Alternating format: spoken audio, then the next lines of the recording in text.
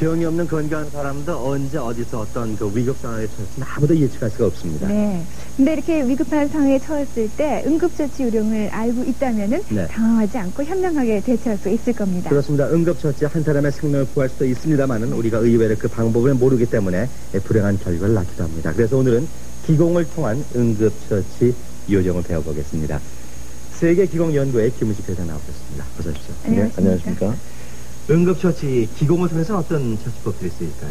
네, 우리 과거 선조들은 따죽이라고 해서 네. 위급한 상황에 처했을 때는 우리는 가까운 곳에 있는 뾰족한 특히 바늘과 같은 것으로 피를 내므로써 에너지 통로인 경락이 열리고 사기가 배출되고 나쁜 피가 나무에서 위험한 곳에서부터 벗어날 수가 있습니다. 네. 이것은 대단히 중요한 것이기 때문에 모든 시청자들이 이것을 배워서 필요한 곳에 응급할 때 사용하시면 목숨을 구할 수 있는 경우가 반드시 있을 것입니다. 예. 예전에 어머님들이 이렇게 체했을 때 손가락, 엄지손가락 밑에 네, 반으로 그렇습니다. 따주시곤 했는데 이것도 그런 방법이 예, 물론 하나겠네요. 네네, 그렇습니다.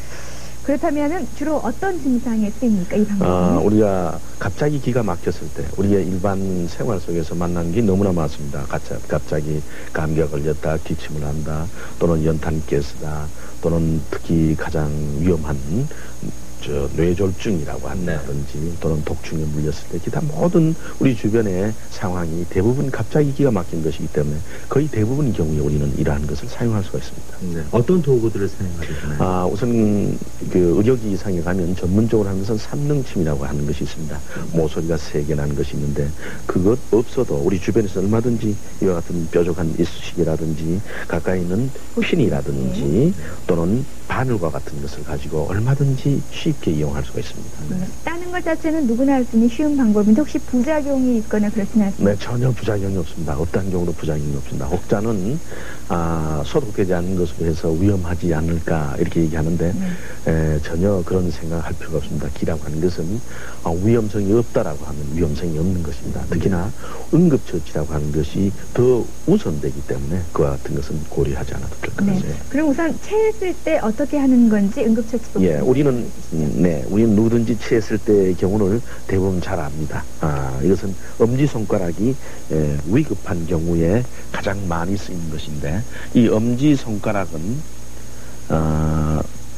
따주는 곳이 3군데 있습니다. 여기도 있고 여기도 있고 여기도 있고 이런데 주로 가장 많이 쓰이는 곳은 이쪽입니다. 이것을 우리는 소상이라는 이름을 하는데 이 이름보다도 엄지손가락 안쪽을 한 2mm 정도 찔러서 피를 내주면 막힌 기가 뚫린 것이기 때문에 그 다음에는 얼마든지 제 것이 내려가는 걸 볼 수 있습니다. 이것보다 더 빨리 되는 것은 사실 발가락 2번째 발가락 오른쪽입니다. 이쪽이 훨씬 더 빨리 체한 것이 내려가는데 그 이유는 저 2번째 발가락이 위가 다니는 길을 컨트롤하고 있는 위경이 맨 마지막 종점이기 때문에 그렇습니다. 요즘 그 날씨가 이제 점점 추워지면서 연세 드신 분들 이제 뇌졸중 걱정 많이 하시거든요. 네. 실제로 따주기 응급처치에서 가장 중요한 것이 사실 이와 같은 갑자기 쓰러지는 것. 이렇게 오는 것은 기가 절한 이러한 상태가 오래되면 사망에 이르게 되고 특히 뇌의 경우에 모세혈관이 파열돼서 이것을 오래 두면은 회복할 수 없는 중증이라든지 또는 문제가 생기기 때문에 이때는 어디를 하는 것이냐 하면은 이 인체 모형들을 가지고 설명해 보겠습니다. 기가 다니는 중요한 길에서 우선 이 인맥이라고 하는 승장에서부터 회음 그리고 장강에서 이렇게 인중까지 이 길에서 갑자기 기가 끊어지는 경우가 있습니다. 특히 뇌졸중 같은 경우에 이때는 반드시 해야 될 것은 첫째로 손가락의 가장 높은 곳, 이 10군데가 되지요. 이것을 우리는 10선이라고 그러는데 이 10군데를 모두 피를 내주고 또 발가락도 이 10군데 좌우 모두 피를 내주는 것입니다. 또 어느 분들이 가슴이 상당히 두근거리고 불안하다 막 이런 분들 계시거든요. 예, 그런 경우도 있고 또 잠을 자지 못한다라든지 또 아이들이 밥을 먹지 않고 네. 경기를 한다든지 이런 많은 경우도 있습니다. 또 우리 흔히들 옛날에는 많이 있는 병인데 복학이라든지 경기가 있으면 요새는 그런 병이 없습니다. 이런 것은 이 출산 중에 아이들이 불순물을 흡입해서 생기는 질환이기 때문에 네. 기가 막혀서 그런 것인데, 이러한 여러 가지의 경우에서도 흔히들 가장 많이 사용하는 것이 이 엄지손가락과 그리고 새끼손가락 이 제일 바깥쪽입니다. 네. 이것이 기사회생혈이라고 해서 아주 중요한 곳에 많이 쓰이는데, 조금 전에 말씀하신 그러한 것에는 이쪽에 새끼손가락, 이것을 우리는 소충혈이라고 하는데, 이것도 역시 첨가한 것이 좋습니다. 네. 겨울철 연탄가스 사고가 참 무섭죠. 많습니다. 예, 그렇습니다. 가스를 마셨을 때 응급처치 요령은 어떤가요? 예, 이것은 가스를 마셨을 때는 우선 제일 중요한 것이 이 백회라고 하는 것입니다. 백회를 꼭 바늘로 한번 찔러주고, 그 다음에 인중이라고 하는 것입니다. 네. 이 코에서 위에서 3분의 1 지점 인중과 그 다음에 이첨이라고 하는 귀 제일 높은 곳을 반드시 피를 내고, 조금 더 심할 경우에는 여기 말씀드린 이 새끼손가락 이 혈을 하나 더 첨가해서 하시면 틀림없이 쉽게 기가 끊어진 곳에서 이어질 수가 있습니다. 따라서 목숨을 건질 수가 있는 것이죠. 네. 이렇게 응급처치를 이제 이쑤시개를 통해서나 바늘을 통해서 하면서 네. 특별히 주의해야 될 점은 어떻습니까? 네, 있습니다. 우선 이와 같은 것이 가능하다라고 하는 것은 발에서 네. 다시 인체 모형들을 가지고 설명드리면, 이 두 번째 발가락이 쭉 올라가서 가장 높은 곳에 맥이 뛰는 곳이 있습니다. 이것을 우리는 충량맥이라고 그러는데, 이것이 뛰었을 때 여자들은 시집을 보내고 한다고 하는 중요한 혈인데, 네. 이곳에 맥박이 뛰지 않을 경우에는 네. 목숨이 끊어진 것입니다. 따라서 그곳에 맥이 뛰느냐 안 뛰느냐를 살펴보고 이것을 위급한 경우라고 판단해야 됩니다. 네. 어떤 분들은 또 딸 때 이렇게 정신을 잃는 경우. 예, 정신을 잃는 경우에 아주 중요한 점입니다. 정신을 잃는 경우에는 첫 번째 손가락 끝 그리고 세 번째 손가락 끝을 따주면 금방 깨어나게 되어 있습니다. 네. 이 따주기를 한다든지 했을 때 첫 번째, 세 번째 가운데를 따주면 되고, 또 이렇게 따주기를 할 때 너무 불안해하거나 또는 물을 넣거나 금방 움직인다거나 이런 것은 좋지 않습니다. 항상 어떤 경우든지 이러한 위급한 상황이 풀렸다 해서 안정 상태를 벗어나면 안 되고 편안히 안정 상태를 유지해야 된다는 것이 주의할 점입니다. 네. 자, 오늘 말씀 고맙습니다. 네, 감사합니다.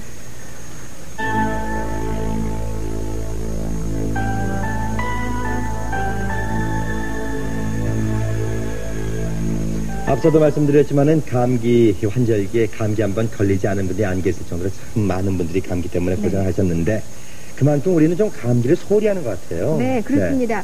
1년에 10회 정도 평균 감기를 알게 모르게 앓는다고 합니다. 네. 또 감기 특징이 우리 뚜렷한 약이 없지 않습니까? 근데요, 기공으로서 감기를 치료할 수 있는 방법이 있습니다. 세계기공연구회 김우식 회장 나오셨습니다. 안녕하십니까. 이 감기, 그만큼 흔한 만큼 우리가 또 소홀히 해야 되는데, 사실은 그렇습니다. 감기가 만병의 근원이다, 이런 얘기도 있지 않습니까? 그렇습니다. 이 감기는 바이러스에 있어 생긴다는 것은 누구든지 잘 압니다. 그런데 이 바이러스는 아직도 치료할 수 있는 약이 없죠. 네. 그런데 이것이 2차적으로 세균에 의한 염증을 일으켜서 기관지염이라든지 폐렴이라든지 또는 심장에 또는 신장에 이상을 갖고 와서 생명의 위험을 느끼는 경우까지 우리는 왕왕 볼 수 있습니다. 그런데 이러한 감기는 기의 밸런스가 깨지는 환절기에 주로 많지만, 우리가 일상생활에서 심적으로 여러 가지 문제가 있을 때도 역시 감기에 걸릴 수가 있습니다. 네. 그렇다면은 감기에 걸리게 되면은 어떤 한 부분에 기가 막히게 되는 겁니까? 그렇습니다. 감기가 처음 왔을 때는 맨 처음에 쉽게 알 수 있는 것이 이간이라고 하는 것인데, 손가락 두 번째 마디 밑에 볼록 나온 것이 있는데, 뼈가 두 번째 여기가, 손가락에 둘째 마디. 그렇습니다. 여기가 아프고, 또 엄지손가락 밑에 손바닥에 여기 고기 배와 같다 해서 어제라고 하는데 네. 이곳에 기가 막히게 되어 있습니다. 그렇습니다. 그래서 감기가 걸렸을 때 양쪽 오른쪽 왼쪽을 눌러보면 심한 압박감 통증을 느끼게 되는데 이곳을 강하게 자극을 해주면 되는 것입니다. 네. 또 감기에는 열이 동반되지 않습니까? 그렇습니다. 열이 있을 때는 역시 두 번째 손가락 끝 손톱 안쪽입니다. 네. 이쪽 상냥이라고 하는 곳과 그 다음에 첫 번째 마디가 유난히 아프게 되는데 네. 이곳에 기가 막힌 것을 풀어주면 열이 없어지는 것을 볼 수 있습니다. 네. 근데 감기는 무엇보다도 일단 들어서기보다 예방이 예방이죠. 중요하지 그렇습니다. 않습니까? 네, 모든 병이 다 그렇지만 특히 감기 같은 것은 우리가 평소에 제가 말씀드리는 방법으로 하면 누구든지 평생 감기는 걸리지 않게 되어 있습니다. 네. 그럼 그 방법은 근육 안마법이라고 흔히들 얘기하는 공법인데 이것은 제일 처음에 손을 마주 비빕니다. 이렇게 손을 비빌 때는 아주 열이 많이 나도록 여러 번 비빈 다음 이 손으로 얼굴을 마사지를 합니다. 마른 세수를 하는 것이죠. 네. 마른 세수를 64회 합니다. 이 숫자는 대단히 중요한데 64회를 하게 되고 그 다음에 손끝으로 머리를 이렇게 빗질하듯이 이마부터 이 뒤까지를 64회 합니다. 이때 머리끝이 아주 열이 날 정도로 상처가 없을 정도로 강하게 64회를 합니다. 네. 이것은 이곳으로 여러 가지 부에 기가 다니는 경락이 있기 때문에 이것을 자극해서 풀어주게 되는 것이고 네. 또 발바닥에 있습니다. 발바닥을 역시 같은 방법으로 64회 문질러 주게 됩니다. 이 세 군데를 64회를 마찰시키고 기타 젖가슴이라든지 복부 그리고 등 이것을 여러 번 문질러 주는 것을 하루에 한 번 내지 두 번 하게 되면 어떠한 경우라도 감기에 걸리지 않게 되어 있습니다. 네. 주의할 점은 없겠습니까? 이때는 반드시 생각이 대단히 중요한데 이때 아무 생각 없이 하는 것은 물론 하지 않는 것보다는 좋지만 생각하는 것보다는 못하기 때문에 어떤 생각을 하느냐 하면 할 때마다 아주 맑은 기가 들어간다라고 생각을 하고 또 숨을 내쉴 때는 발가락으로 불 또는 검은 연기가 나간다라고 생각을 해야 되는 것입니다. 그리고 반드시 신경을 전부 손에 모으고 네. 다시 말해서 사랑이 손에 들어가야만 된다라고 하는 것입니다. 네, 그러니까 마찰을 할 때도 그런 생각을 해야 된다는 물론 그렇습니다. 네, 처음부터 끝까지 이 마음이 없으면 되지 않는 것이 기공입니다. 네. 오늘 말씀 고맙습니다. 감사합니다.